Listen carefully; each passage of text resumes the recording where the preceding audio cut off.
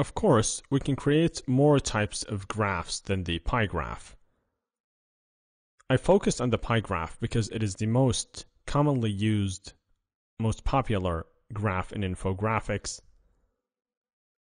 But of course, if you want to create other types of graphs, you can.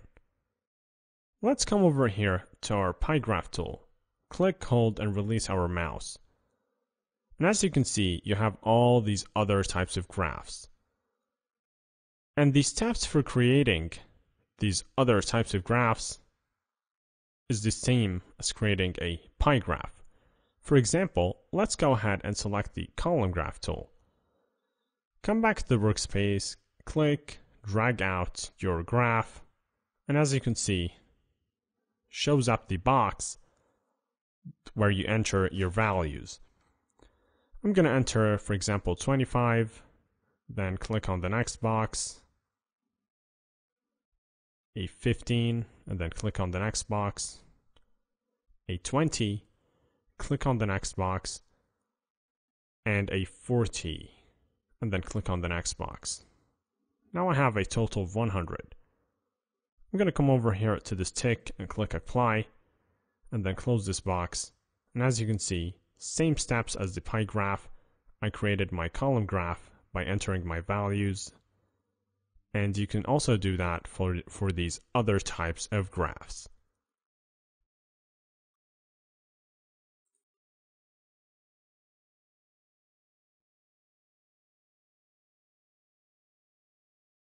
To resize and rotate other graphs, we need to also take the same steps we took with the pie graph to be able to resize it and rotate it. I have my selection tool selected, as you can see.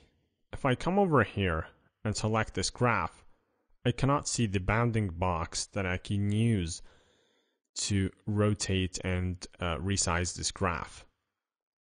So while having it selected, go up to Object, select the command Ungroup, and of course this message is telling you that when you ungroup this graph, you'll no longer be accessed to the graph style, data, or changes graph designs. And that's fine because we want to now edit the size and rotate this graph basically easily. And we have already entered the values. So let's go ahead and click yes. And as you can see, now we can see this bounding box. I can, for example, come here to this edge, click and hold down Shift key and resize.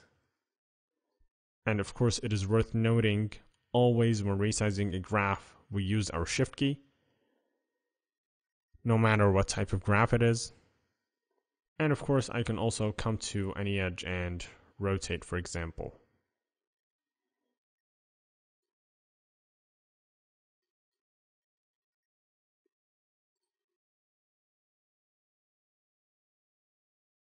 To edit the elements of other graphs, such as this column graph right here, we're going to use the same steps we used with the pie graph to change the colors of its portions, like we learned. And that is, of course, using our direct selection tool. So let's say I want to change the colors of these bars here. I'm going to pick up my direct selection tool, select this first bar here, and as you can see, I selected it alone without selecting the whole graph. So I'm going to go ahead and change its color. And I can also do likewise for the other bars here. And it is worth noting that when you want to change the color of this portion over here, this line next to the numbers, if you select it with your direct selection tool, you can see that it has no fill, but it does have a stroke.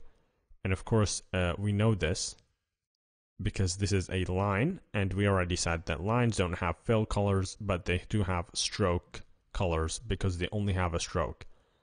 So we can, of course, change the color of this line by changing the stroke color.